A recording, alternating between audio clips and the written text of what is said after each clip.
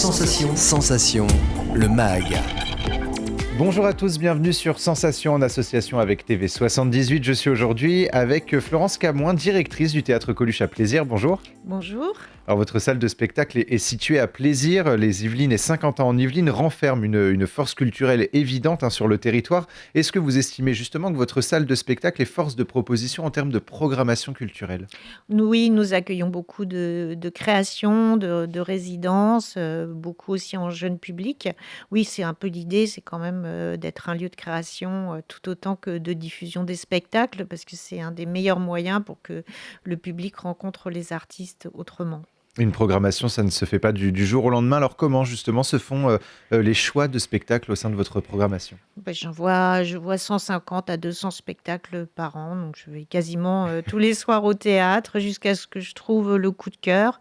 Je vais rencontrer des artistes, j'assiste à des lectures, j'essaye d'être force de proposition sur des projets de création. Donc c'est tout un travail sur le long terme, de longue haleine. Donc c'est surtout des coups de cœur finalement que vous Ça programmez. n'est que des coups de cœur. J'ai envie de partager quelque chose avec les spectateurs. J'ai envie que les artistes et le public se rencontrent autour de projets que j'ai adorés. C'est une question de partage. Alors vous attaquez la deuxième partie de la saison 2022-2023. On va justement parler de cette programmation pour les mois de février et mars prochains. Alors le 11 février, vous proposez un voyage au milieu des pirates avec le spectacle Pirates, le destin d'Evan Kingsley. C'est une comédie musicale à découvrir en famille. On va écouter un extrait du spectacle et on poursuit juste après.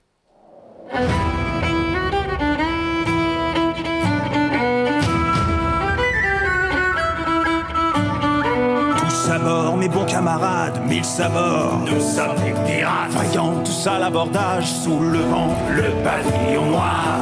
Nous sommes des pirates. On bourlingue au gré du vent, à bord d'un beau bâtiment.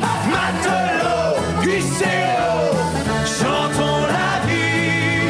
Serveuse, danseuse, fille de joie, ici tout est fait pour toi. On t'accueille dans... Alors Pirates, le destin d'Evan Kingsley, c'est donc le 11 février au Théâtre Coluche. Pouvez-vous nous en dire un peu plus justement sur cette comédie musicale ? Un gros coup de cœur, c'est énorme décor, chansons magnifiques, chorégraphie incroyable. C'est des costumes aussi somptueux. On est plongé vraiment dans Pirates des Caraïbes, quoi, mais sur scène.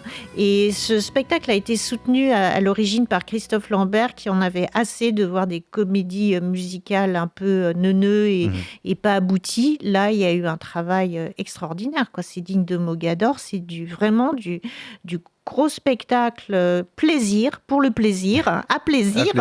Et franchement, venez avec les enfants à partir de 7 ans, venez avec les grands-parents, parce que c'est pour toute la famille et ça fait trop du bien, quoi, de ce genre de spectacle. Et alors le 16 février, c'est Madame Pilinska et le secret de Chopin. Qu'est-ce qui attend le public ? Eh bien, ils vont voir Eric et Emmanuel Schmitt se faire torturer par une vieille professeure de piano polonaise très exigeante qui ne rigole pas du tout avec Chopin. Et là, il va réapprendre le piano complètement. Et en plus, il y a ce pianiste, Monsieur Stavi, qui est un immense pianiste, qui joue du Chopin, ça vous arrache les tripes. Franchement, à ne pas manquer. Le 10 mars, c'est une pièce d'Oscar Wilde qui sera à découvrir avec l'importance d'être constant.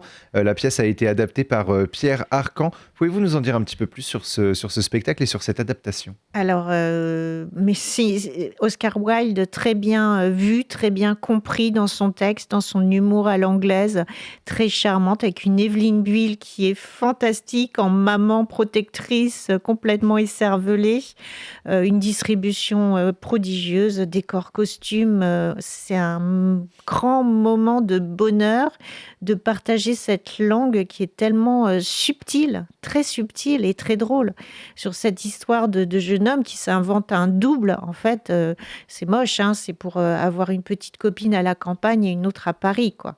Donc il invente qu'il allait voir son double pour disparaître et rencontrer l'une ou l'autre suivant ses besoins, et qui essaye d'initier un de ses amis à cette technique. Alors là, on l'a vu, il y a une petite une petite absence de spectacle, mais c'est lié aux vacances Vacances. entre le 16 février et le 10 mars. Sinon, à part ça, on voit que pratiquement toutes les semaines, il y a au moins un spectacle. C'est aussi une volonté de proposer une nouveauté chaque semaine, un nouveau spectacle chaque semaine. Oui, une programmation, c'est tout un ensemble de spectacles qui sont tous très différents les uns des autres, qui sont uniques, qui sont originaux, drôles, novateurs ou tendres, mais qui ont chacun quelque chose de différent à apporter. Moi, mon ambition, évidemment, c'est que les spectateurs reviennent toutes les semaines et qu'ils voient l'ensemble de la programmation pour en saisir justement toute la diversité et qu'ils aient le sentiment à chaque fois de nouveauté, quoi, que ça soit pas du formatage comme quelquefois sur certaines chaînes.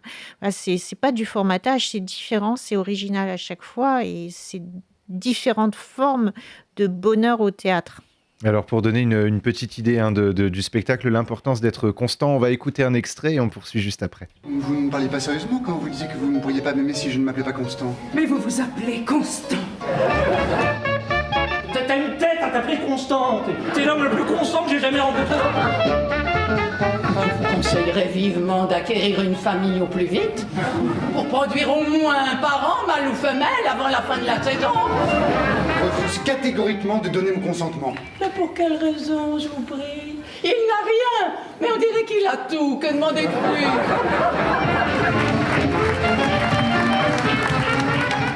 L'importance d'être constant, donc c'est le 10 mars au Théâtre Coluche. Et le 18 mars, c'est le spectacle La Traviata qui s'invite au sein de votre théâtre. Que raconte la pièce et pourquoi l'avoir programmée? Mais c'est le tube de Verdi, la Traviata, hein. C'est la Dame aux camélias.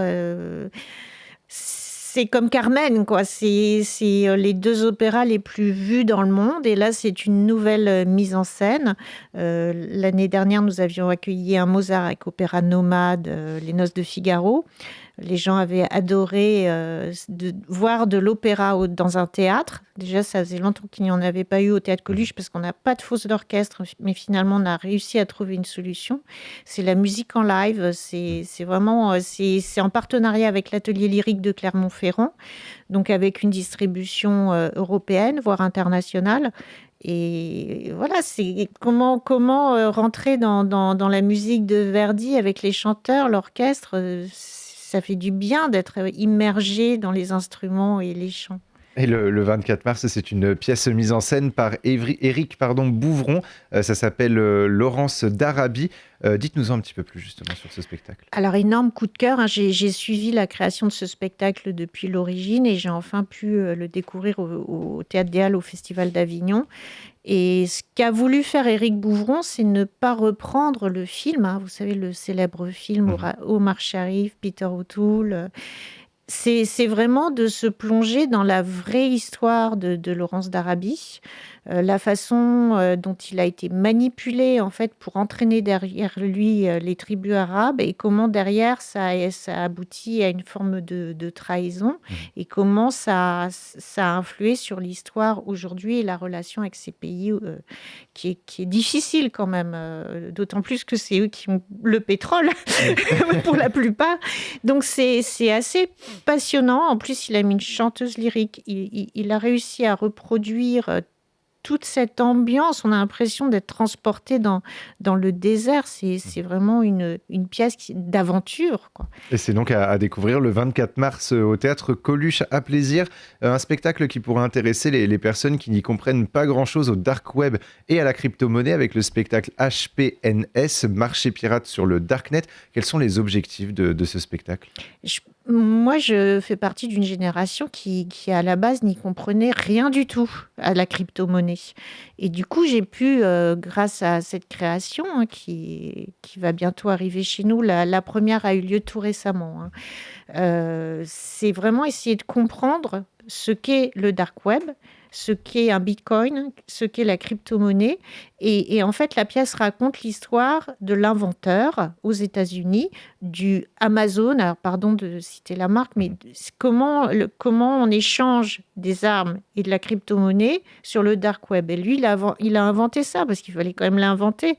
Donc, dans ce spectacle, c'est une vraie enquête puisque le FBI, la CIA ont couru après ce monsieur pendant très longtemps. Ils ont fini par l'attraper. C'est une histoire vraie.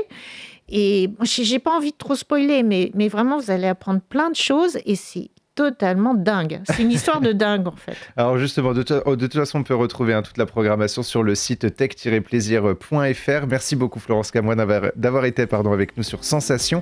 Et pour revoir ou réécouter cette émission, rendez-vous sur notre site et notre application Radio Sensation.